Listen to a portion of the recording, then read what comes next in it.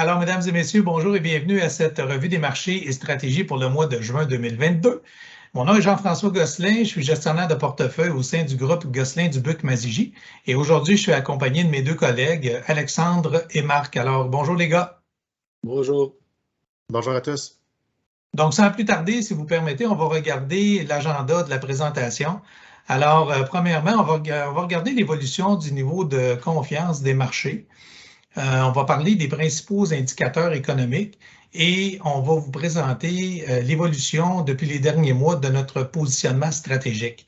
Donc, à cette page-ci, vous voyez le sentiment du marché dans l'écran, là, à l'extrême gauche, en haut. On se situe actuellement à un niveau de pessimisme extrême. Donc, on est à un indicateur de 9, alors que la semaine dernière, on était à 17.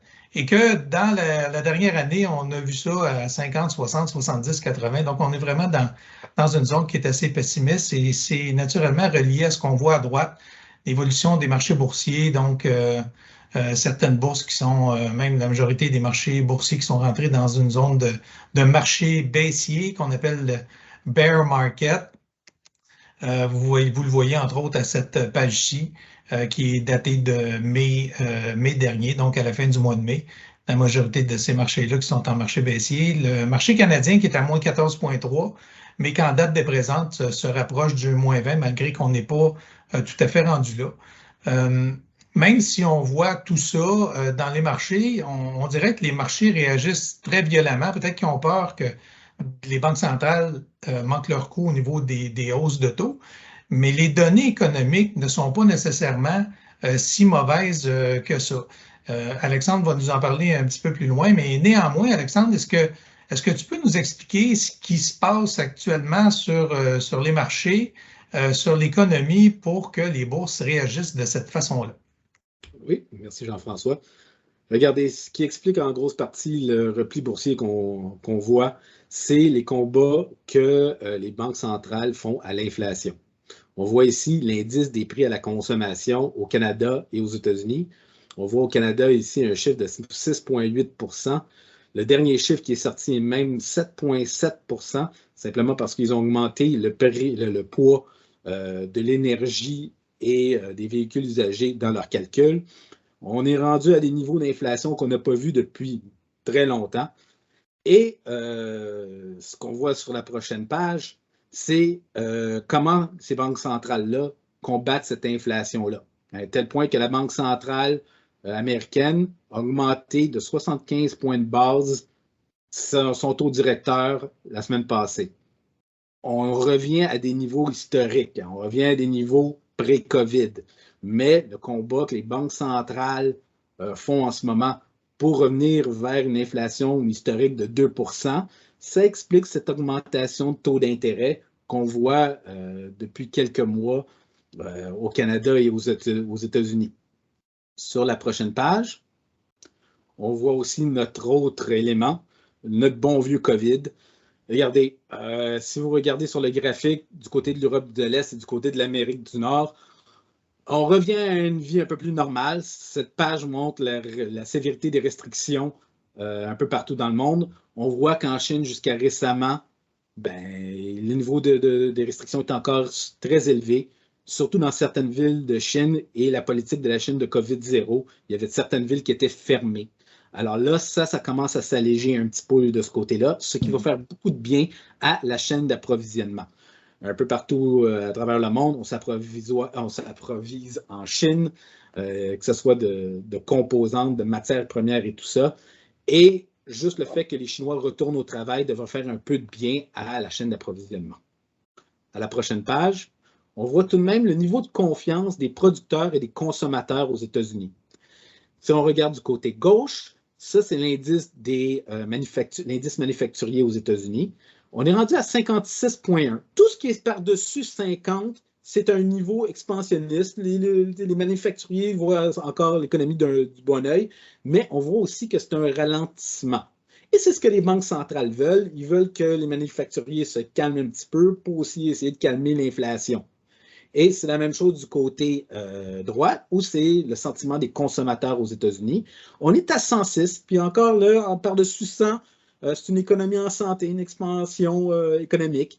On voit un ralentissement encore. C'est ce que la Banque centrale veut, c'est un ralentissement de l'économie.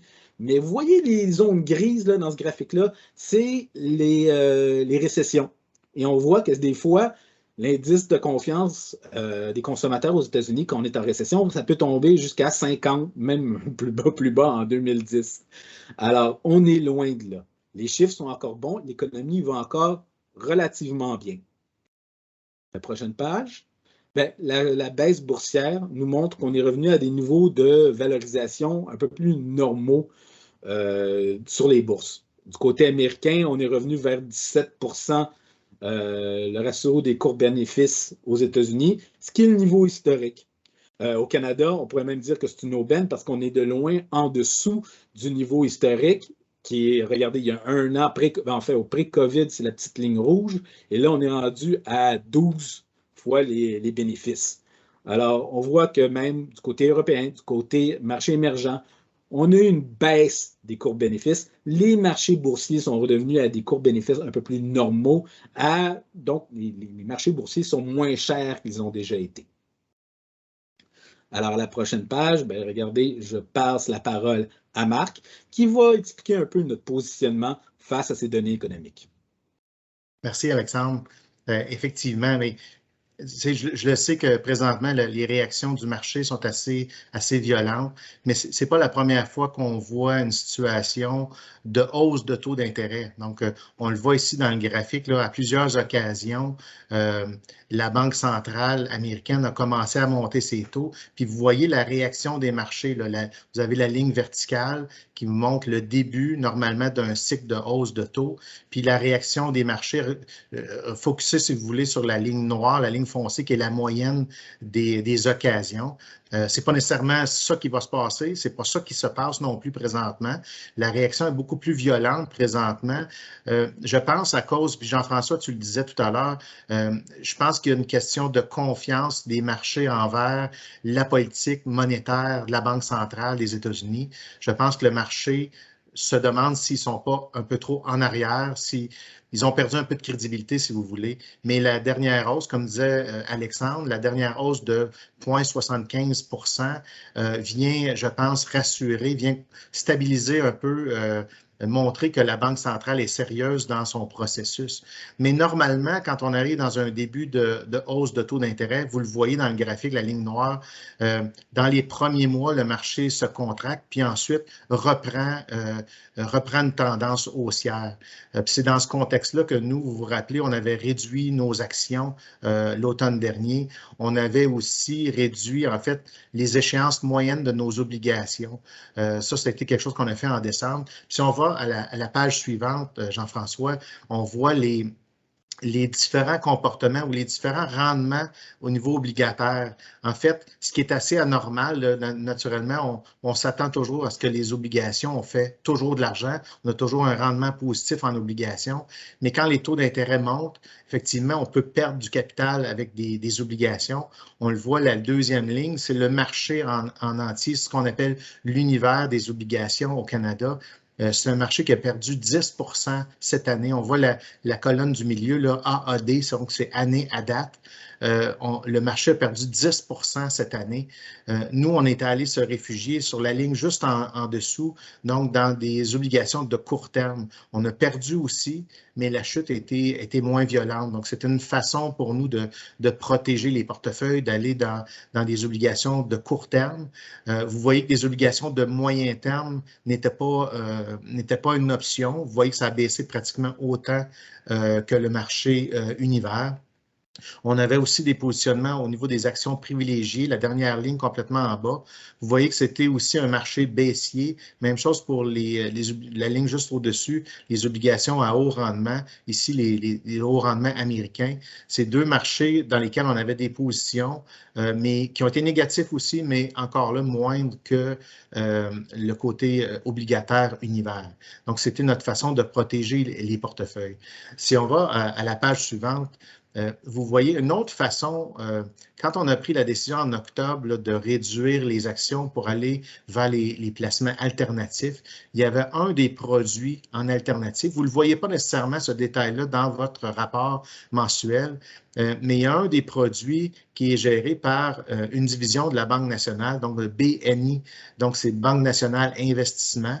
C'est un produit qui s'appelle NALT, donc c'est un fonds négocié en bourse qui, lui, peut se positionner de façon longue ou courte, on dit en français, donc long short, sur différents marchés qui n'incluent pas les actions. Donc, c'est vraiment pour venir, de diversifier votre portefeuille, d'avoir une exposition, par exemple, sur l'or, sur le pétrole, entre autres, sur les tendances de taux d'intérêt. Puis vous le voyez dans le positionnement, encore à la fin du mois de mai, vous voyez que ce fonds-là est encore une position longue au niveau du cuivre, au niveau de l'or, entre autres, mais était à découvert au niveau de l'argent. Donc, pour chacune des lignes, il peut se positionner d'un côté ou de l'autre. Vous voyez les positions majeures, c'est surtout au niveau des taux d'intérêt. Donc, pendant que les taux d'intérêt montaient, on perdait de l'argent en obligations, mais ce portefeuille-là, lui, faisait de l'argent parce qu'il était à découvert, donc il était short le marché des obligations.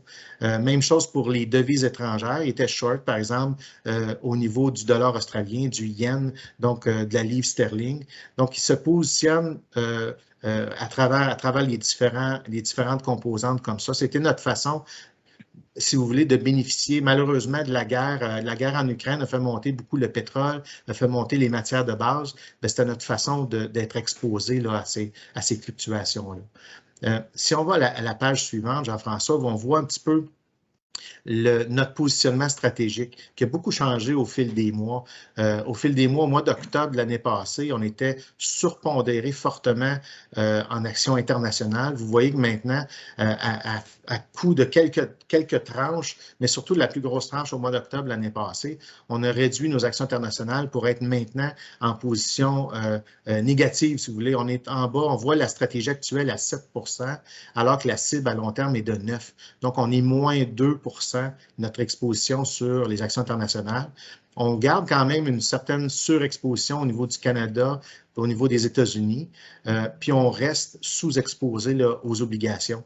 Puis la catégorie dans laquelle on est le plus investi, surinvesti, c'est l'alternative, comme je le disais tout à l'heure. On pense que c'est l'endroit où on peut bénéficier un peu de la croissance économique parce qu'on croit qu'on est encore en croissance économique, même ce que Alexandre nous montrait comme chiffre, on est toujours en croissance économique, mais d'une façon plus confortable. On voulait éviter des baisses importantes au niveau des actions.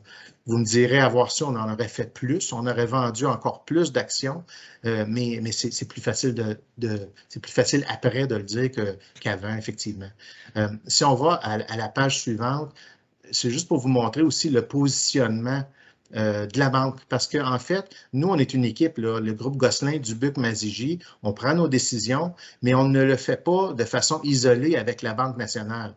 Donc, à la Banque nationale, il y a une équipe qu'on appelle le bureau du chef des placements de la Banque nationale. Il y a aussi l'économiste en chef de la Banque nationale qui se concerte, puis eux nous arrivent avec des stratégies. Puis vous voyez que ça, c'est leur dernière publication, leur stratégie au niveau du positionnement. J'attire votre attention surtout sur la partie du haut. Vous voyez la sous-exposition en rouge là, au niveau des revenus fixes. C'est très similaire à ce que nous, on a dans nos portefeuilles. Eux ont décidé d'aller plus en action. Ils ont même décidé de racheter dernièrement des actions. Nous, on préfère attendre, comme je le disais tout à l'heure, on privilégie surtout les placements alternatifs pour avoir plus de confort, puis on va attendre de voir vraiment une tendance haussière au niveau de la bourse avant de recommencer à acheter dans les portefeuilles. Donc, c'est un petit peu notre positionnement. Nous, on garde toujours du coin de l'œil ces stratégies-là au niveau de la banque. Maintenant, je vais repasser la parole à Jean-François qui va nous parler un petit peu des scénarios puis voir qu'est-ce qui a changé, Jean-François. Merci, Marc. Mais en fait, cette page-là, c'est les scénarios économiques sont mis à jour une fois par trimestre. Donc, on a ce document-là qui a été produit à la fin du mois de mars, début du mois d'avril. Et donc, le scénario de base, là, il y a 70 % sur ça. C'est exactement ce qu'on vit actuellement. Et donc, la guerre en Ukraine, les sanctions qui sont là des différents pays envers la Russie, on voit l'augmentation du prix des matières premières, etc. On voit les banques centrales commencer à monter les taux pour essayer de freiner l'inflation. Donc, vraiment, là, on est sur le scénario de base. Mais ce qu'on voit aussi, c'est qu'il y a certains éléments du scénario pessimiste qui sont présents. Donc, c'est ça, c'est ces deux éléments-là qui nous font peut-être attendre un peu avant d'être un petit peu plus dynamique sur le marché des actions. On préfère avoir une entrée sur le marché qui est plus ralentie. On a tout ça à l'œil, mais pour l'instant, là, acheter plus d'actions, c'est pas ce qu'on a sur la planche à dessin. On va plutôt regarder, voir l'évolution de l'inflation, puis de ces hausses de taux-là, comment ils vont être intégrés dans le marché. Fait que les prochains mois là, devraient être assez intéressants pour voir ces résultats-là. Donc, c'est la petite tournée qu'on voulait vous présenter. Donc, si vous avez des questions ou des commentaires sur la présentation aujourd'hui, pardon, n'hésitez pas à communiquer avec nous. Vous avez nos coordonnées qui sont à l'écran. Et sur ce, je vais en profiter pour vous souhaiter une très belle été à tous et à toutes. À bientôt. À bientôt.